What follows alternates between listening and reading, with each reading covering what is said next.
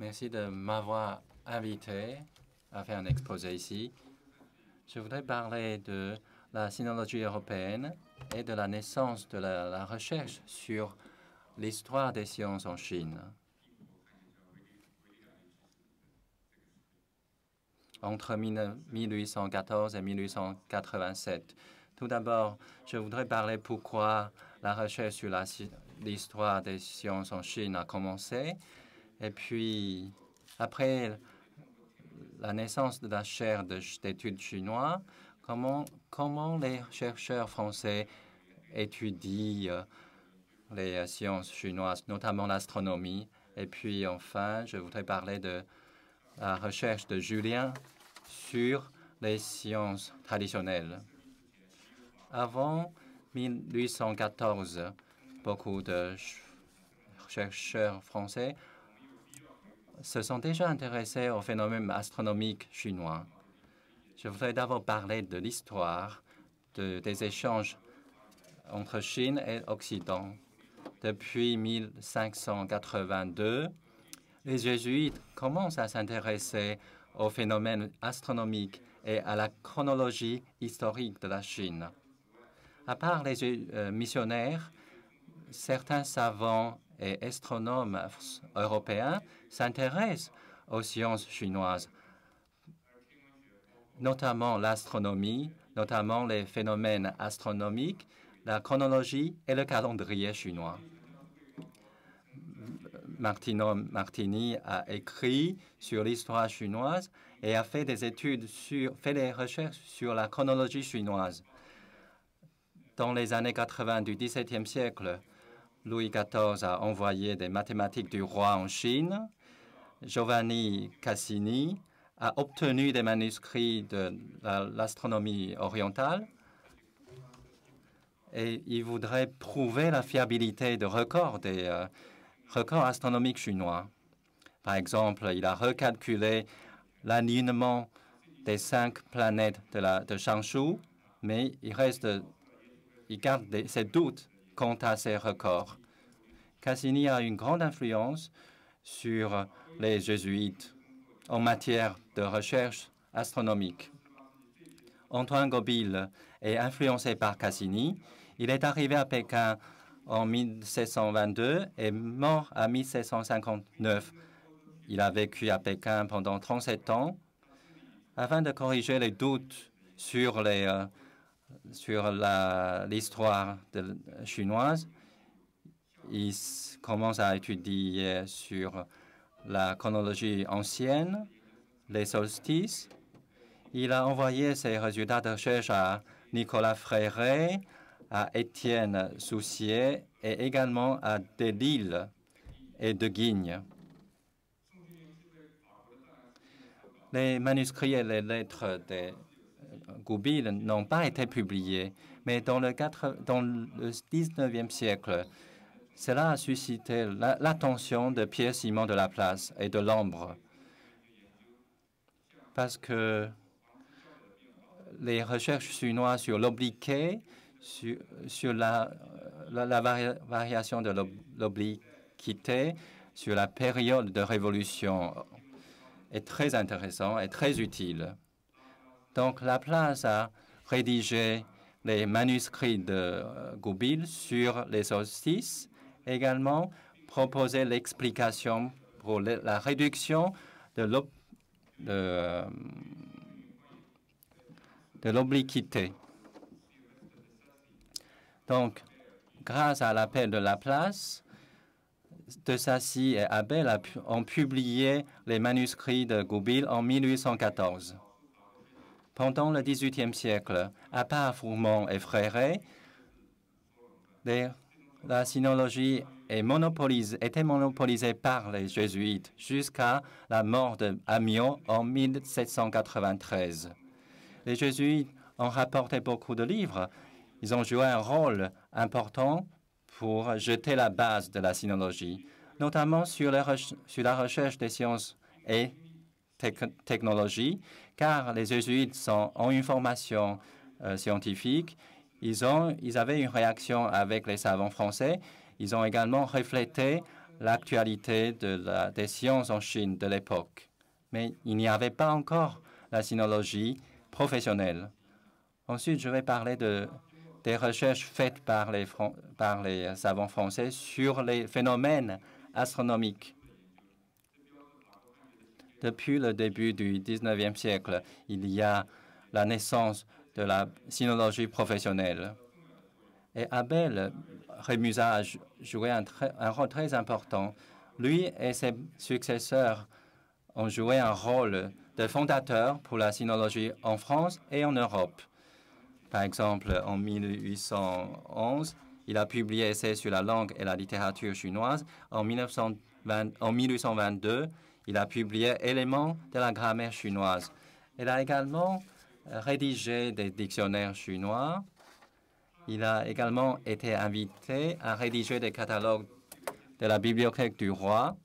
Donc, il a pu avoir accès à la collection de la bibliothèque.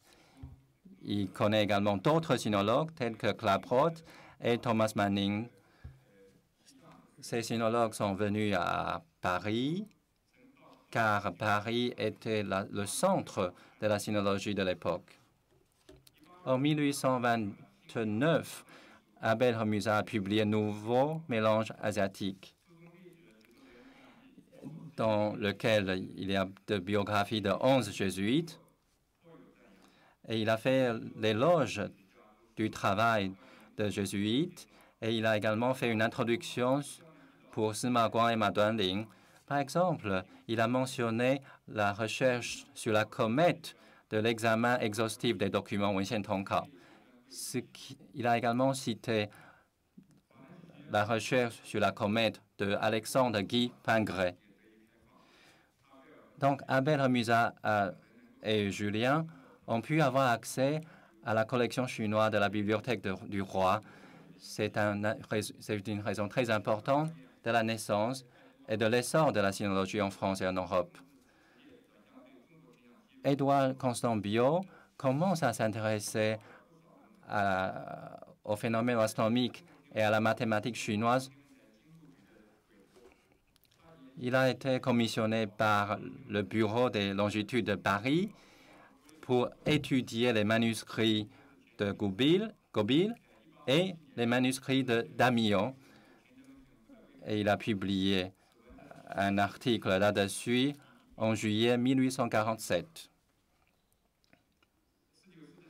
Dans les années 30 et 40 du 19e siècle, Biot a publié beaucoup d'articles à Journal asiatique et à Journal des savants sur l'étoile filante, l'étoile invitée, sur la comète de Halley. Il a également traduit certains chapitres de Zhoubi Suanjing et Suanfa Zhongtong. Biot était un bon ami de Julien. Il a également lu des essais sur Wenxian Tongkao de Rémusat. Ceci a certainement l'aidé à étudier les phénomènes astronomiques chinois.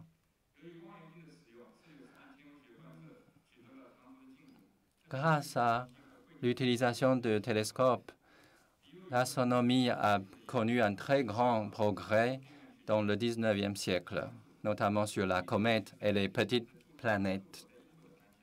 Je voudrais parler de l'influence de la recherche de Biot sur l'Angleterre. Giovanni Vigino Schiaparelli a découvert le lien entre l'orbite de la comète et l'orbite des météores périodiques. Et John Russell Hind a également commencé cette recherche. Et il a découvert une comète dans un catalogue chinois de Biot qui correspond à ce lien. Donc, il a demandé à John Williams de la Société astronomique royale de faire cette recherche. Williams a utilisé Wenxian Tongkao et puis a résolu la question de Hind.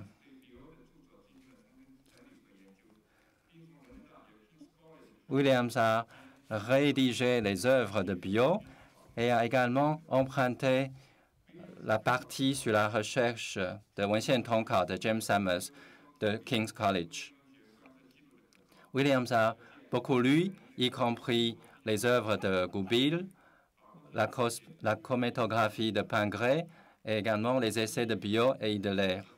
Donc, grâce à la recherche de Biot, ceci a influencé sur l'astronomie française, mais également sur les astronomes anglais. Dans la première moitié du XIXe siècle, les chercheurs français s'intéressent à étudier les phénomènes astronomiques et les mathématiques chinois. Abel s'intéresse à la matière médicale chinoise, mais n'a pas laissé d'ouvrage là-dessus. Il pense que le boussole, la poudre à canon, la carte à jouer, la bague est introduit en Europe par le biais de la Mongolie. Son successeur, Julien, a beaucoup fait pour introduire les technologies traditionnelles chinoises en Europe. En 1735, Jean-Baptiste Duhalde a publié les descriptions géographiques, historiques, chronologiques, politiques, physiques de l'Empire de la Chine et de la Tartare chinoise. Il a parlé de Xu Guangqie, Nongji Quanshu. Après, l'école physiocratique française s'intéresse également beaucoup aux technologies traditionnelles chinoises. Même les deux Chinois, Gao et Yang, ont participé à la recherche sur l'état actuel industriel de la Chine à l'époque. Fourmont a mentionné Tiangong-Kaou dans son Grammatica Sinica, mais n'a pas attiré d'attention. Mais en même temps, dans la deuxième moitié du XVIIIe siècle, beaucoup de schémas industriels chinois de la domaine de porcelaine et métallurgie sont arrivés en Europe et en France. Et à partir du XIXe siècle, des sinologues français ont commencé à étudier directement les œuvres chinoises et ceci a beaucoup contribué à la recherche sur les technologies traditionnelles chinoises. Julien a parlé des œuvres sur les technologies traditionnelles chinoises telles que Tiangong-Kaou, Nongzheng Quanshu, Qing Ding Shou Shi Tong Kao. Et Julien a même fait des traductions de ces œuvres. En 1837, sur la demande du ministre de l'Agriculture, Julien a traduit la partie sur les vers à soie dont Qing Ding Shou Shi Tong Kao est publié sous le nom Résumé des principaux traités chinois.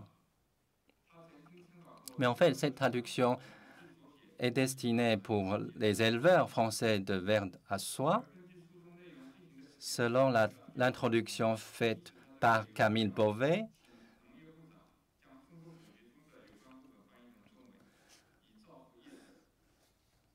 Il est nécessaire de traduire cette partie de Qing Ding Shou Shi Tong Kao afin de profiter aux éleveurs français de vers à soie. C'est pour cela que cette traduction est assurée par François Julien. Par Julien. L'industrie des vers à soie était une industrie importante pour le sud-est français. À l'époque, la Chine disposait de technologies beaucoup supérieures à l'Europe. C'est pour cela qu'il faut emprunter ces technologies de vers à soie de la Chine afin d'aider les éleveurs français. C'est pour cela que Julien a assuré cette traduction. En 1832, Julien a traduit la partie liée à la forge de cuivre de Tiangong-Kaou. Par exemple, il a parlé de la bronze de cloche, du cuivre blanc, cuivre jaune. Il a également parlé de l'alliage dans le chapitre Quincaillerie. Ces articles ont attiré l'attention des scientifiques européens et puis ils sont traduits en anglais et en allemand. Il a également traduit Histoire et fabrication de la porcelaine chinoise, de l'impôt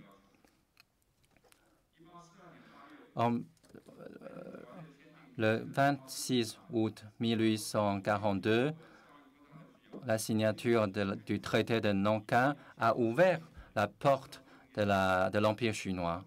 La France a également envoyé des missions, envoyé des ambassadeurs, dont Isidore Haid est venu pour s'occuper des produits textiles. Il a fait cette enquête à Suzhou, Zhangzhou et Shunde, qui étaient connus pour leur soie. Son enquête touche différents domaines comme machines à coudre, matières premières, teinture, etc., etc. Pendant sa visite à Suzhou, il a visité les ateliers royaux de Suzhou. Pendant la révolution industrielle, la France continue à s'intéresser aux technologies et aux industries traditionnelles chinoises. La traduction faite par Julien ainsi que l'enquête menée par Isidore Haid sont deux bons exemples. Ceci a pu contribuer au développement de l'industrie textile en France et à Lyon. En guise de conclusion, je voudrais dire qu'il y a une évolution de l'opinion de l'Europe vis-à-vis des sciences et des technologies traditionnelles chinoises. Dans le XVIIIe siècle, les penseurs de lumière ont beaucoup fait éloge de la Chine, ce qui n'est pas le cas au XIXe siècle. Il y a eu beaucoup de critiques dans le XIXe siècle.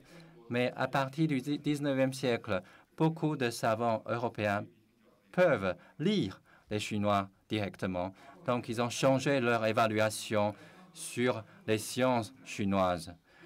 Abel Remusat a pris la défense de la civilisation chinoise en 1815. Dans son discours au Collège de France, je vous cite ses propos. Combien d'Occidentaux seraient portés à croire que les Chinois en sont restés à ses premiers pas, à ses premiers écarts?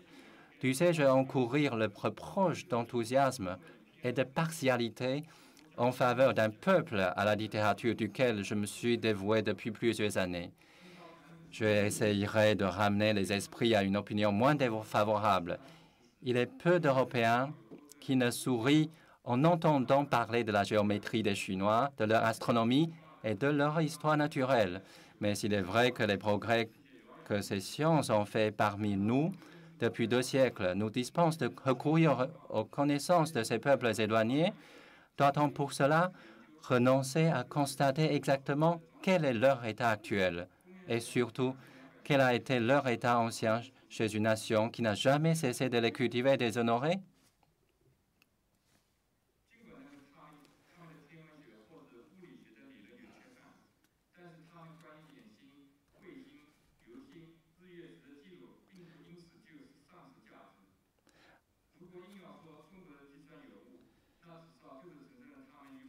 Quant à leur description des êtres naturels, outre que rien ne peut y suppléer, tant que les Européens n'auront pas libre accès dans leur pays, elles ne sont point à dédaigner chez un peuple aussi exact et aussi minutieux.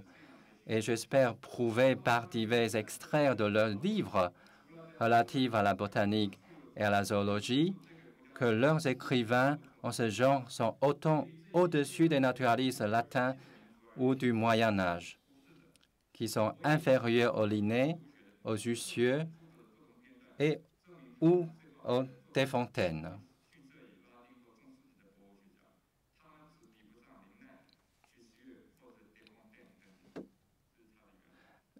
Fin de citation. Depuis le début du XIXe siècle, des sinologues professionnels ont vu le jour en France et en Europe. Ils ont utilisé la collection chinoise de la Bibliothèque du Roi pour systématiquement introduire et présenter la civilisation chinoise. Abel Remusat est un des rares sinologues qui ont pris la défense de la civilisation chinoise. Lui et ses étudiants ont jeté les bases de la sinologie française et européenne. Après la guerre de l'opium, la situation de la Chine détériore sans cesse, ainsi que l'évaluation des Européens des résultats de recherche chinoise sur les sciences. Ces sinologues ont joué un rôle important pour mieux et correctement évaluer le statut de la science chinoise en Europe. Merci beaucoup.